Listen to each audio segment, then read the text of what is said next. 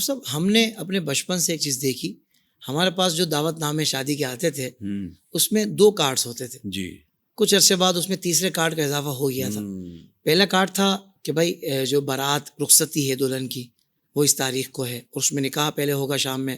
یہ دوسرا کارڈ ہوتا تھا ولیمے کا. پھر تیسرا جو اضافہ ہوا وہ بھی محفل نعت کا ہوا. یقین مانے ایک طویل عرصے تک ہم نے 3 کارڈز ہی دیکھے تھے دعوت نامے میں، سنے بھی یہی تھے. لیکن حضرت یہ کیسا دور آ گیا کہ اب تو کئی تقریبات ہیں جس میں ڈانس پارٹی ہے. اب ڈانس پارٹی جو باقاعدہ اعلان نہیں کر پاتے اس کو وہ قوالی نائٹ کا نام دے دیتے ہیں، بعض اوقات میوزیکل نائٹ کا نام دیتے تھے، کچھ اور بھی اس کو اچھا پیراہن دے دیتے ہیں، مگر کام سارے وہی ہو رہے ہوتے ہیں. تو حضرت یہ شادی میں جو اس طرح کی چیزیں شامل ہو گئی ہیں تو اس کے بارے میں دین کیا کہتا ہے؟ دین کا بالکل واضح پیغام ہے.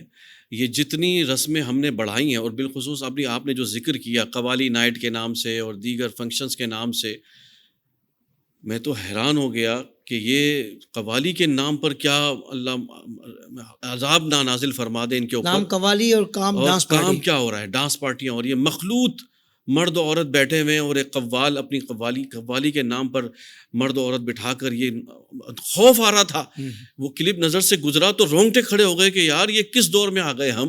اللہ نے فرمایا نا قرآن میں کہ شیطان ان کے اعمال کو ایسا مزین کر کے ان کے سامنے پیش کرے گا کہ یہ حرام ناجائز کام کو بھی یہ خیر خیر سمجھ کے کر رہے ہوں گے.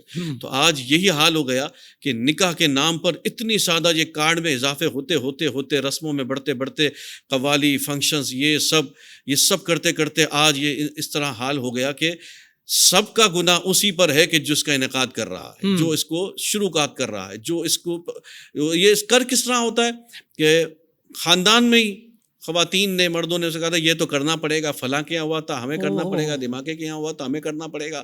تو یہ دیکھا دیکھی ایک دوسرے کے. آپ اچھی چیزیں کیوں نہیں لے رہے؟ آپ اچھی چیزیں اڈاپٹ کر لیں، اچھی چیزوں کو آپ فالو کریں تاکہ آپ کو بھی لوگ فالو کریں تو آپ کے ثواب، آپ کے حصے میں ثواب کا حصہ شامل ہوتا جائے. تو یہ سب چیزیں تو بالکل ایک لمحہ فکریہ بنتی جا رہی ہیں اور بس دیکھ کر دل خون کے آنسو ہوتا ہے کہ یہ کہاں جا کے رکے گا. اس قدر ہم نے خرافات اور اس قدر چیزوں کو ہم نے بڑھاوا دے دیا ہے.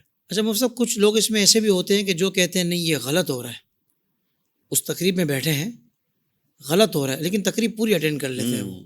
تو ایسے لوگوں کے بارے میں کیا آپ کہیں گے کہ دیکھیں ٹھہرنا چاہیے یا سوشل بائیکاٹ تو کریں، کم سے کم کچھ ہمت تو کریں. وہ ناراض ہو جائے گا تو اس کی ناراضگی کی فکر ہے. اس کی ناراضگی کی فکر ہے. یہ ہے کہ آپ ذرا ہمت کریں سوشل بائک، بلکہ اس کو بتا کر کریں کہ بھائی میں اس لیے جا رہا ہوں، کیا کہنے میں اس پروگرام سے واک آؤٹ اس لیے کر رہا ہوں کہ یہاں یہ کام برا ہو رہا ہے. اس کے کم سے کم دل میں کہیں کسی گوشے میں آپ ڈال کر تو جائیں کہ کل کو اس کو اس احساس میں تو مبتلا ہو کہ یار واقعی میرے سے یہ کام غلط ہوا تھا. کبھی نہ کبھی تو اس کے دل میں خیال آئے گا کہ وہ یار اس وجہ سے مجھ سے ناراض ہو کر گیا تھا. ورنہ وہ زوم باطل میں بھی ہوتے ہیں کہ جب کسی کو مسئلہ نہیں ہے تو پھر کیا مسئلہ ہے. تو واقعی احتجاج ریکارڈ کروانا بھی ضروری ہے. آپ اپنا واک آؤٹ کریں اور اس کو بتا کر چلے جائیں. واہ واہ واہ کہ بھائی میں اس لیے جا رہا ہوں. واہ واہ واہ. یا بعد میں بتا دیں کہ بھائی میں اس لیے اٹھا تھا.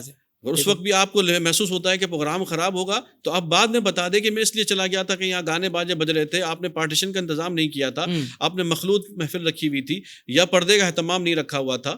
تو بڑا یہ آزمائشی مرحلہ ضرور ہے، لیکن جو جتنا بچنے کی کوشش کرے گا اتنا ہی اسے اللہ اجر بھی عطا فرمائے گا. جس دور میں بچنا جتنا مشکل ہوگا اس دور میں بچنے پر ثواب بھی اللہ اتنا ہی زیادہ عطا فرمائے. تو بچنا ضرور مشکل ہے لیکن یہ ہے کہ آزمائش ہے، کوشش کرے حت المقدور کوشش کرے اصلاح کی، اللہ پاک اس میں یقیناً اس کو مدد کامیابی عطا فرمائے گا.